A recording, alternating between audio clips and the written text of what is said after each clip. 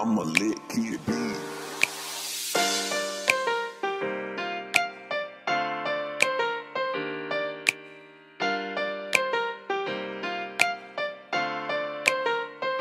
Kalipay na ana, naayon na sa ko.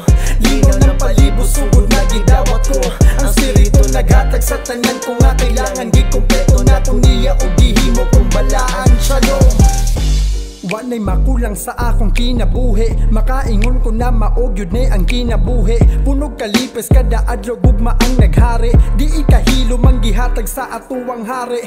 Kaayuhan kada gaya iapil na tanan, o magtubukas kada adlaw mong ginaagian. Ay kabalaka kay maagian nimo na tanan, ay kabalaka kay gikahatag naman ang tanan. Kompleto ka igsuon, wala na'y kulang nimo, buhata lang gawata ang tanan na para nimo. Ay paminawang yawa, wala ko'y labot nimo, na ko'y espiritu ni Kristo wa na kay mahimo.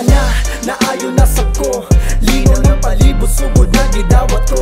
Ang spiritu naghatag sa tanan ko nga kailangan gikumpleto na kung niya o gihimo kung balaan. Kalipay na ana, naayon na sa ko, lino ng palibot, sugod na gidawat ko.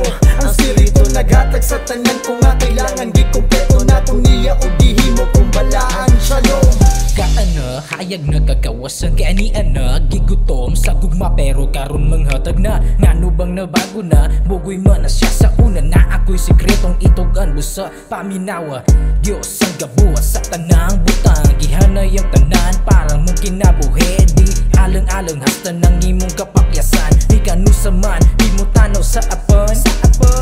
Dili lamang tamang krusiyang trabaho, kabaluba kang iyang di padala iyang espiritu. Mutrabaho sa imong kinabuhi mo, hapsayog mo tarong sa prinsipyong gahiwi. Kalipay na ana, naayon na sa ko, lino ng palibot, sugod na gidawat ko.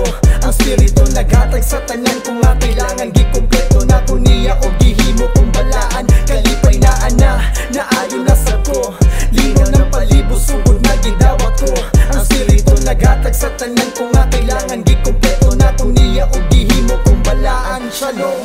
Shalom ang tawag sa kompleto, nakagwa na'y kulang. Niya gyud ka mahimpit, iyang gugmang di maundang. Para lang kanimo kalinong na aniya, ug nimo ni magpundo. Kapoy magdudugog at kung imong gisaligan ka ugalingong pagkamatarong lang ang nakaplagan na hisulat na sa Isaias maong kapitulo 64 ug ika-unom ni nga bersikulo.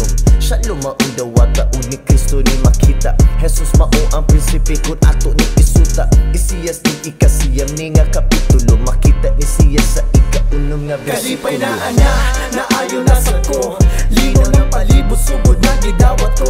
Ang spiritu naghatag sa tanan ko nga kailangan gikumpleto na kung niya o gihimo kung balaan. Kalipay na ana, naayon na sa ko, lino ng palibot, sugod na gidawat ko.